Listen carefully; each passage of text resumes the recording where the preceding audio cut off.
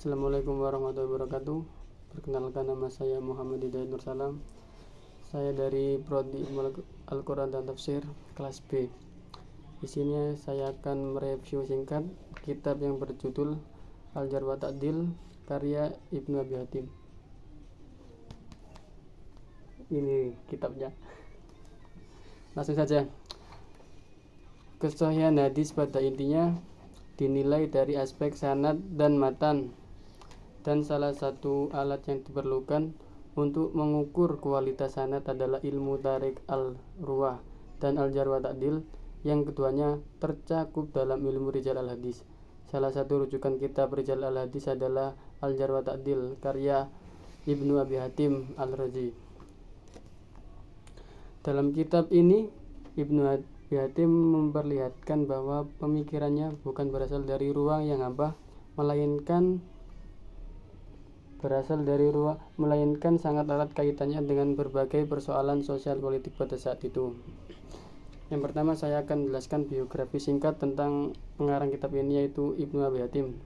Nama lengkapnya yaitu Abdullah Rahman bin Muhammad bin Idris bin Al-Mundir bin Dawud bin Mahron Abu Muhammad bin Abi Hatim Al-Hanzali Ar-Razi. Ibnu Abi Hatim ini lahir di Darb Hanzalah, Roy pada tahun 240 Hijriah atau 854 Masehi. Roy adalah sebuah kota tua yang letaknya berdekatan dengan Teheran. Profil kitab Al-Jarh wa Ta'dil. Latar belakang penyusunan. Ibnu Abi Hatim hidup pada masa Bani Abbasiyah. Pendirinya adalah Abdullah bin Abbas, As-Safa bin Muhammad bin Ali bin Abdullah bin Abbas. Kitab Al-Jarh wa Ta'dil merupakan kitab ringkasan dan penyempurnaan terhadap kitab Al-Tarikh Al-Kabir karya Al-Bukhari, dengan menambahkan penilaian ulama tentang kualitas rawinya secara ringkas dan menjelaskan hal-hal yang dianggap perlu dengan ijtihad beliau. Paparan rawi dalam kitab ini sangat ringkas, yakni sekitar 1-5 baris dengan susunan urutan alfabetis huruf hijaiyah dalam setiap memaparkan rawi. Disebutkan nama lengkapnya, nama bapaknya, kunyah dan nisbahnya, nama guru dan muridnya yang terkenal, daerah asal, perlawatannya, terkadang tahun wafatnya, dan penilaian kualitas rawi yang bersangkutan yang disandarkan kepada pandangan ulama hadis yang lain. Sistematika penulisan kitab ini, yaitu pertama, kitab Al-Jarh wa Ta'dil dimulai dengan muqaddimah yang terdapat dalam juz tersendiri dan berjudul Taqaddimah Al-Ma'rifah lil Kitab Al-Jarh wa Ta'dil. Di sini Ibnu Abi Hamid menjelaskan tentang martabat Nabi, sahabat, tabi'in, serta menyebutkan riwayat hidup ulama yang ahli di bidang Al-Jarh wa Ta'dil seperti Anas bin Malik, Sufyan bin Uyainah, Ahmad bin Hambal, Yahya bin Ma'in, Abu Hatim, ayahnya, Abu Zur'a, dan lain-lain. Kedua, pada kitab atau jilid berikutnya, biografi para rawi disusun per bab yang diurutkan sesuai dengan alfabet mu'jam dengan melihat huruf pertamanya saja, seperti Ahmad, Ibrahim, Ismail, Ishak, dan seterusnya. Dan untuk menyusun nama-nama tersebut, beliau mendahulukan nama yang lebih mulia dari yang lainnya, seperti mendahulukan Ahmad dari Ibrahim, atau mendahulukan yang memiliki banyak biografi dalam satu bab.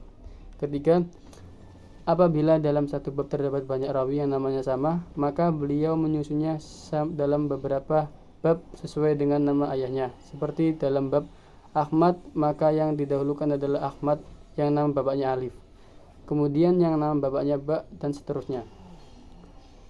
Keempat, terkadang ada nama rawi dan ayahnya sama, maka beliau menyusunnya sesuai dengan nama kakeknya, dan seterusnya, seperti nama Muhammad dengan nama ayah Abdullah. Keenam, setiap nama rawi yang memiliki banyak biografi diakhiri dengan satu bab tersendiri bagi para rawi yang memiliki nama tersebut namun tidak bernasab, dan untuk setiap huruf dalam satu bab diakhiri dengan nama-nama rawi yang tidak dimiliki oleh rawi lain. Dan yang terakhir, Dan yang terakhir, kelebihan dan kekurangan kitab ini. Di antara beberapa keunggulan kitab Al-Jarh wa Ta'dil karangan Ibnu Abi Hatim ini, pertama, penyusunan secara mu'jam sangat membantu pembaca dalam mencari nama-nama rawi yang diinginkan. Kedua, tidak hanya menjelaskan tentang biografi para rawi, tetapi juga dengan kualitasnya, walaupun kebanyakan mengutip dari para ulama sebelumnya atau langsung disandarkan kepada guru-gurunya. Layaknya sebuah karya, selain banyak mendapat apresiasi, karya Ibnu Abi Hatim ini juga mendapat kritik dan dari para pengamat. Di antaranya yang menjadi sorotan adalah perihal data tentang perawi yang dinilai tidak dilengkapi dengan biografi yang memadai. Penisbatan penilaian kepada kritikan sebelumnya, bahkan yang bukan semasa tanpa menjelaskan rangkaian persambungan periwayatannya, memberikan penilaian tanpa memberikan argumen yang jelas, dan lain sebagainya. Dan secara garis besar bisa digambarkan sebagai berikut. Pertama, terkadang data yang disajikan sangat minim, dan hal ini sudah menjadi problem umum dalam kitab-kitab tarikh atau biografi pada rawi sebelumnya. Kedua, pengutipan terhadap penjelasan para ulama seringkali tidak disertai dengan argumentasi mereka walaupun berada dalam satu masa. Demikian yang bisa saya jelaskan, kurang lebihnya saya mohon maaf. Assalamualaikum warahmatullahi wabarakatuh.